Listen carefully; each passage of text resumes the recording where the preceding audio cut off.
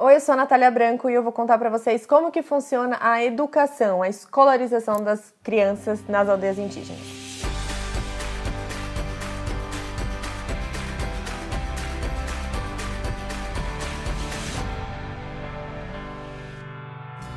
Dentro do Parque Xingu, em aldeias pequenas e que ficam de difícil acesso à cidade, eles precisam construir uma escola lá dentro. E aí a FUNAI tem algumas exigências para isso. Então, se a escola tem no mínimo 30 crianças, ele constrói uma sala de aula lá e o professor normalmente é um próprio indígena. Se tem mais crianças, a FUNAI dá mais dinheiro e constrói uma escola maior. E as aldeias em volta, então, vão centralizando nessa. Na que eu fui, tinha uma sala de aula pequenininha, e aí tinha, em média, 15 crianças de todas as idades. O professor era um indígena da aldeia e ele tinha até o Fundamental 1 completo. Depois que as crianças chegarem nessa série, elas precisam se locomover até a cidade para terminar a educação. Só que tudo isso é um pouco bagunçado e eu acho ainda que vai demorar um tempo para isso se regularizar. Ok, temos que ir para a escola obrigatoriamente. Entretanto, é uma responsabilidade do Estado de dar escola gratuita para todos. Beleza, eu te dou educação gratuita na cidade, só que o transporte, como que faz? Então, é mais lucrativo você construir escolas dentro da aldeia, onde todo mundo consiga se locomover e se encontra lá, do que eu levar todo mundo para a cidade. No caso específico desse lugar, que a cidade fica longe. Já na Carajá, que é mais perto da cidade, eles têm uma escola lá dentro, porque é enorme, né? É uma reserva com 4 aldeias, tem muita criança, então é muito bacana. Tem uma escola, os professores, alguns são indígenas, por quê? A maioria dos indígenas vão para a cidade fazer faculdade e acabam fazendo matérias ligadas à natureza. Então faz geografia, faz história, biologia, engenharia ambiental. E aí esses que fazem na área da educação voltam para dar aula na aldeia. Os professores têm concurso tanto para não indígena quanto indígena. A intenção é que os professores das aldeias sejam professores indígenas, porque aí eles falam a língua nativa deles e tem essa questão da tradução, de cultura e tudo mais. Só que, gente, é uma maluquice, porque, por exemplo, nessa escola que eu fui dentro do Parque Xingu, nessa sala que eu fui dentro do Parque Xingu, o material, ele é dado pela FUNAI. O professor, ele é indígena. Quando eu fui lá, ele estava cheio de dúvidas, e aí eu fui sentar com ele para ajudar. E aí foi, assim, irônico, porque, engraçado, né? A pergunta que ele tinha para mim era, o que é parlenda? Professores que estão me assistindo estão sem fala, assim como eu. Como assim, cara, que eu vou ensinar parlenda? Parlenda pro indígena é tipo eu contar a própria história dele, foi muita maluquice, e aí ele veio com lendas e cantigas, e eu, meu Deus, por que eu tenho que ensinar cantiga folclórica para um indígena que mora dentro de um parque? Sabe assim, não tem noção nenhuma das coisas. A educação, a gente sabe como é que é. A cada 4 anos tudo muda, todo mundo acha que tá fazendo lindo e maravilhoso. Com certeza as matérias sobre isso são tipo, nossa, o material dado pela FUNAI é o mais top. É maravilhoso o material para pessoas não indígenas, porque, gente, qual que é o sentido de eu ensinar para um indígena que ele não sabia o que era? Acho que na cabeça dele ficou pensando, gente, que história é essa? Sabe, que personagem é esse? Por que eu tenho que falar disso aqui que é lenda? Quase que eu falei, então, é de vocês, na verdade. A gente tá inventando um nome pra falar que vocês nos contaram.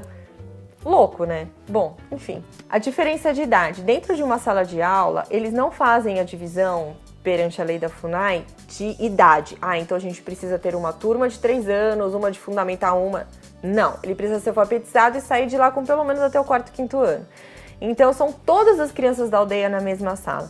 Então foi uma experiência muito interessante, a gente, professor que fica seriando, que não pode com essa idade, quase que divide a sala em categoria, e lá você tem, né, multisseriado, todas as crianças na mesma sala, e ele ensina a mesma coisa, ele sozinho consegue dividir o nível de dificuldade de cada atividade. Então, por exemplo, quando eu fui lá, ele passou o alfabeto inteiro, e as crianças tiveram que formar palavras. Isso é muito bom. Eles tiveram que formar palavras com as letras do alfabeto que estavam lá. E aí, sei lá, amor, quando chegou, acho que foi no F, alguma criança falou Fanta. Eu não aguentei, comecei a dar gargalhada atrás, Fanta. E começaram a falar várias palavras. Aí eles viram que eu achei graça e aí começaram a falar várias palavras inusitadas, assim, com o alfabeto. Mas ele vai dividindo o grau de dificuldade. Então, por exemplo, os menores naquele momento estavam só falando, os maiores estavam registrando e os outros estavam formando frase com aquelas palavras. Só que para ele aquilo já é uma dificuldade muito grande. Nesse meu plantão de dúvidas que eu fiz lá com ele, Ele também queria saber sobre o som do C e do Q, que pra gente também é uma dificuldade. Então ele falou, tá, qual que é o som do C? E aí eu fazendo o som, né, de cacocu e ceci. Ceci. E o S? Então, o S também. Aí falava o som do S. Tá, e o Z? Falei, nossa senhora. É a dúvida que a gente tem aqui, só que pra ele é totalmente absurda, porque o vocabulário dele é diferente e a língua dele também. Inclusive as vogais. A gente tem o som do A. A é A. Eles têm o A e muito mais importante é o A. Então, várias palavras que eu falei aqui, com certeza eu pronunciei bem minha boca. Porque, por exemplo, U com trema pra eles é o A. Mas é um A que sai aqui de dentro da garganta e a gente não tem como traduzir isso. Então, lá na hora de escrever as palavras, eu falava e ele escrevia com esse U com trema. Não é A, mas aí A com acento? Não é A, só o A aberto. E pra eles isso também é uma grande dificuldade. Se você tem interesse de trabalhar numa aldeia, tem várias que precisam, você entra no site da FUNAI e lá tem concurso aberto. Se você tiver contato com indígenas de dentro da aldeia, você nem precisa passar pelo processo seletivo da FUNAI de concurso. Você manda seus documentos, eles te indicam e você consegue ir lá. Tem na aldeia Crucutu, que é uma CEI. O que é o CEI? É o Centro de Educação Indígena.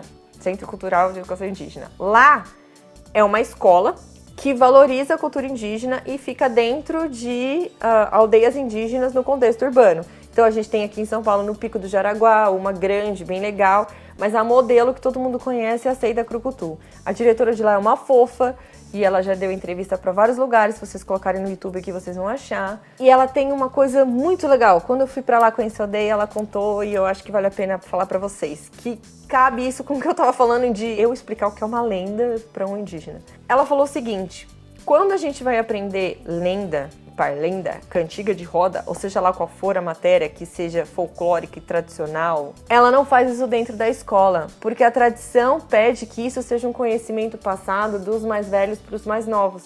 Então, em vez de ela fazer isso dentro da sala de aula, ela pega toda a turma dela e vai para casa da pessoa mais velha da aldeia e essa pessoa mais velha conta a história. Funai, você tá entendendo como funciona? Livro de lenda, cara, no Xingu, não rola.